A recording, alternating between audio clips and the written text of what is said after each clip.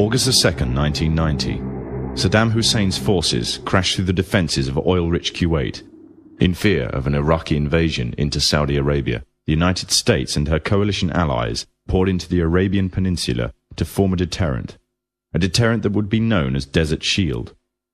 The result was a series of diplomatic talks, negotiations and counter-negotiations that rapidly declined into a no-hope situation. On August the 17th, 1991, Desert Shield became Desert Storm.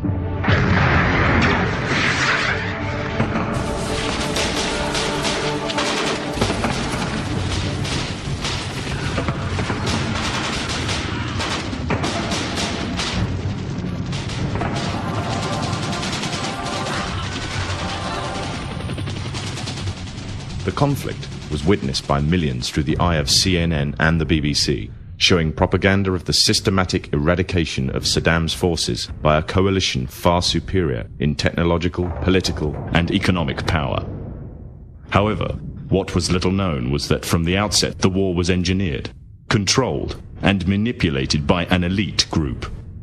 A group which had created the illusion of a man with power, at the head of a million-strong army, on the verge of going nuclear. A man who had gained control over 1/5 of the world's oil overnight. However, in reality, he was merely a pawn, in amongst many pawns, just a puppet in a grand master plan, with the Gulf War as a well-orchestrated stepping stone. The orchestrators of the war were by no means strangers to controlling major world events. In fact, they have done so for centuries. From the shadows, they have engineered every major war, revolution, and recession. They control everything you read, everything you hear, and everything you see.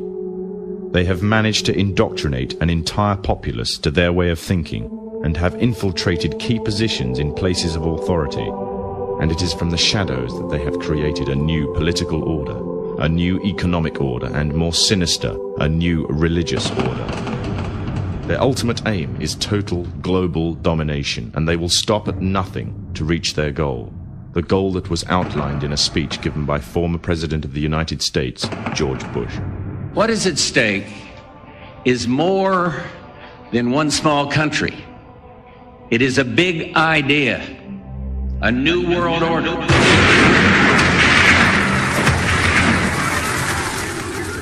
However, the origins of this global plan were not created in the offices of the White House. In reality, their roots lay in another war. This time, the year is 1095, and the place, Clermont, France.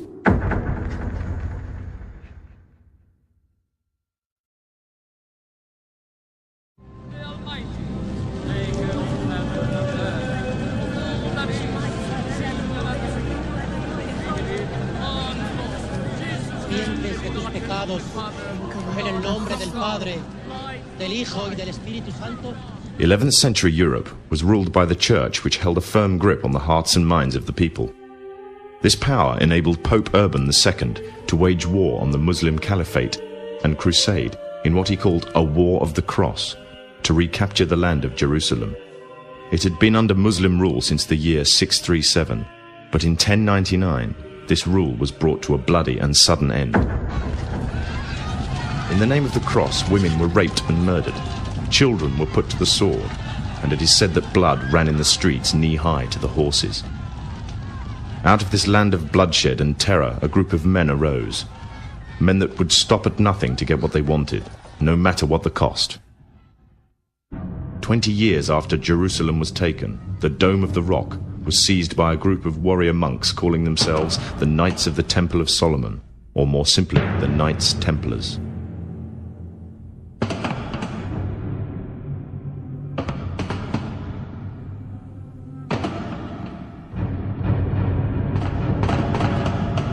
In Jerusalem, the Templars began to deviate further and further away from the practices of Christianity. They learnt the secret arts of the Kabbalah, an ancient form of Jewish magic, along with its dark rites and rituals. The Jews had learnt the arts from the pagans of ancient Egypt during the times of enslavement to the Pharaoh, and developed them into Babylon at the time of Nebuchadnezzar.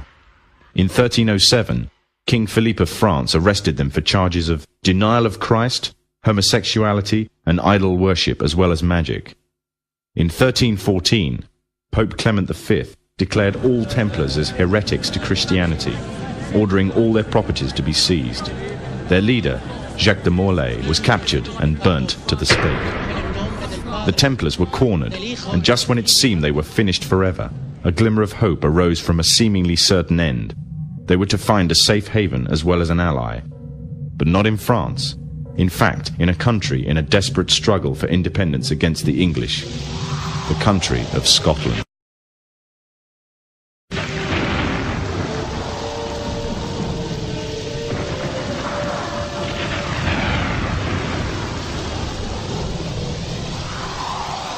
For some, Scotland's hope of independence had died with the death of William Wallace.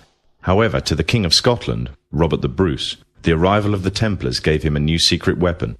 Their experience, gained over 200 years of fighting the mighty armies of Islam, had made them expert in combat and warfare, and more than a match for any army brought before them. In 1314, the Templars, allied with Robert the Bruce and his army, took to the fields of Bannockburn in the long-awaited showdown with the English. Robert the Bruce's foresight paid off. The 25,000-strong English army suffered a humiliating defeat at the hands of only 6,500 men. The dream of an independent Scotland had finally been achieved. The Templars had brought themselves back from the brink of destruction, and never again would they allow themselves to be destroyed. This time they would control the country by controlling its kings, and in order to preserve their secret order, the Templars would have to die, or more precisely, the name would have to die. The Templars, who had escaped Europe, were finally laid to rest in Roslin Chapel, Scotland, which stands to this day as sign of their presence in Britain. Their descendants became the true power of Scotland. In 1603, the death of Queen Elizabeth I left England without an heir to the throne. By virtue of descent, King James V of Scotland became King of England. In doing so, Scotland and England joined to form a new kingdom, and the power that the Templars held over Scotland spread to give them a firm grip on the whole of Great Britain. For over 100 years, the Templars concealed their activities, fading into the background until they were little known and little remembered. However, they did not cease to keep a firm grip on Britain. All the time they were planning, regrouping, and infiltrating positions of power in all corners of the kingdom. In 1717, the Templars made their reappearance in Europe. They had grown in both number and strength, and were now ready to coin a new identity, free from their reputation of the past, and given credibility by none other than the monarchy and aristocracy of England. And the name they chose for themselves was a name that would be known by many, but understood by a few. This new name, the Freemasons. The new identity and the grandeur of its members afforded the Masons with respect and dignity. The first royal member of the Freemasons was Frederick, Prince of Wales. The latest members include Prince Philip, the Duke of Edinburgh, and consort to the current Queen of England, Elizabeth II, who herself is a grand patron to the Masons. However, behind closed doors, the Freemasons were free to indulge in the secret rites and rituals handed down to them by their ancestors, and these became the basis of their levels of membership, called degrees. The Freemasons were not content with power in Britain alone. Their ambitions were far greater. In the years to come, the world would witness Europe and America being plagued by wars and revolutions, each more devastating than the other. However, these would not be as commonly believed, the spontaneous effects of a downtrodden people, but in fact schemes created by the exclusive few driven by hunger for absolute power. All this would take place from the very country from which they had fled centuries earlier, and would become the base for their global domination.